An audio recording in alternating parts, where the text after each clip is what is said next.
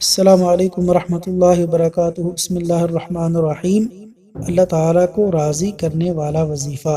سنن ترمذی حدیث نمبر 3389۔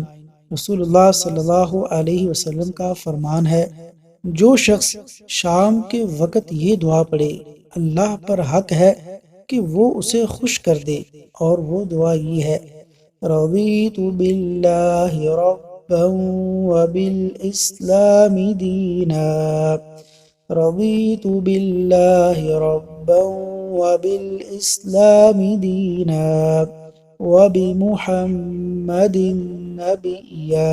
ترجمہ: میں اللہ کے رب ہونے، اسلام کے دین ہونے اور محمد صلی اللہ علیہ وسلم کے نبی ہونے پر راضی ہوں۔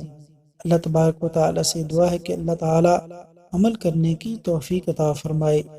آمین یا رب العالمین۔